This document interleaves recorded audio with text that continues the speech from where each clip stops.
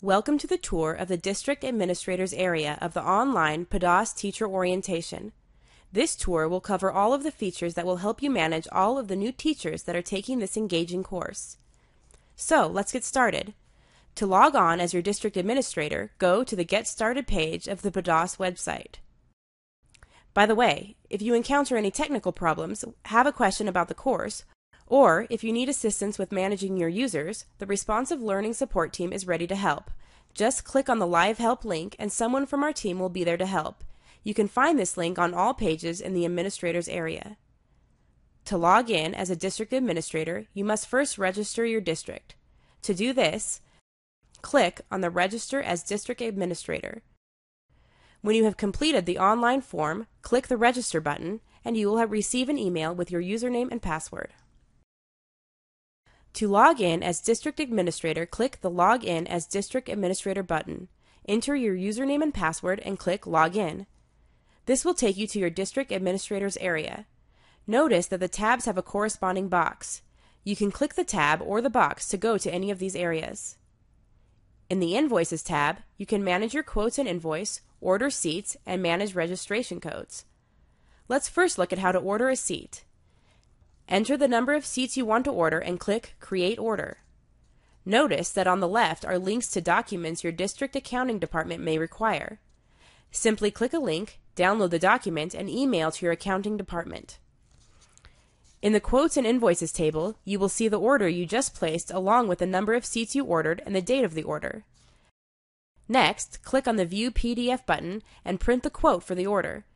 You will need to take this quote to your accounting department to receive a purchase order number. Once you have received a purchase order number, return to this page and click the Enter PO Number button. Enter the PO number and complete the rest of the form in its entirety, including the billing information. Then click Purchase Course Seat. At this point, the seats have been purchased. You will receive an email with the registration code for the seats you just purchased. To get your teachers to begin taking the course, simply email the registration code to the teachers who are to take the course. This is just one way to register a new participant. You will learn about the other way in the Participants tab. In the Participants tab, you can manage all of the participants in your district and register new participants. A list of the current participants in your district is in the table at the bottom of the page. In this tab, you can add new participants one at a time or in bulk. To add one participant, click on the Add User button and complete the form. In the Course Deadline Date field, the default date that appears is 3 weeks from the registration date in accordance with the Commissioner's rules. However, you can adjust the deadline to your preference. Once you click the Register button, the new user will receive an email with a registration code and instructions to register for the course. You can also add several new participants at one time by clicking the Participant Bulk Upload button. You will find complete instructions to bulk register new participants on this page. From the Reports tab, you can filter and run reports for participants in your district as well as manage the distribution of these reports to district and campus administrators. Let's first look at the reports. The Summary report shows the progress of each participant. To access this report, click on the PDAS Course Summary Report button. This report can be filtered by campus, by custom group, which you will learn more about later, and by course progress. The Summary report shows the progress of each participant organized by campus. Those participants who have completed all requirements will have a yes in this column. You can export the report to Excel or PDF and then print or email the report. One of the helpful features of this area is the ability to mass email participants in a particular report.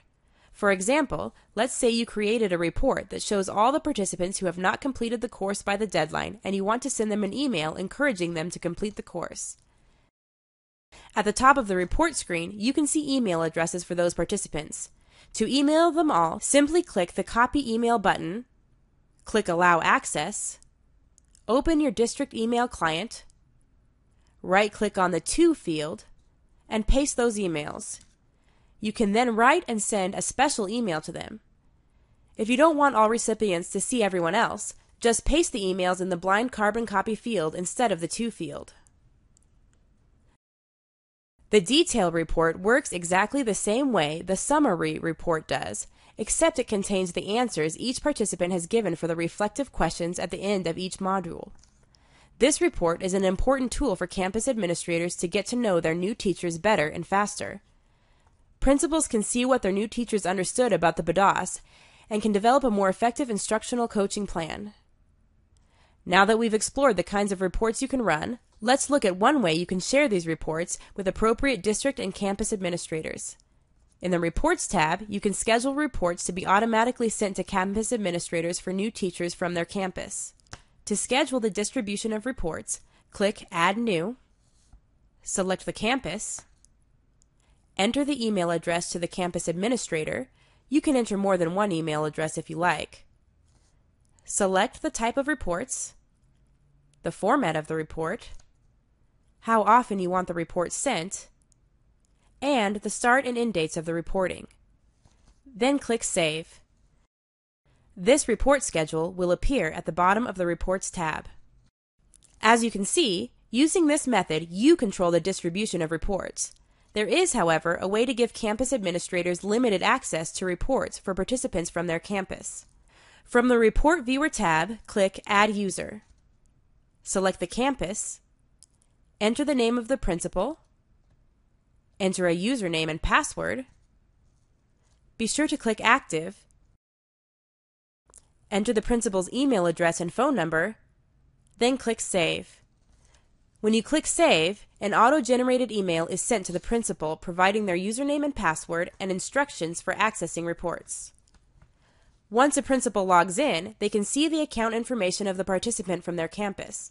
They can also run reports and schedule automatic report distribution to assistant principals.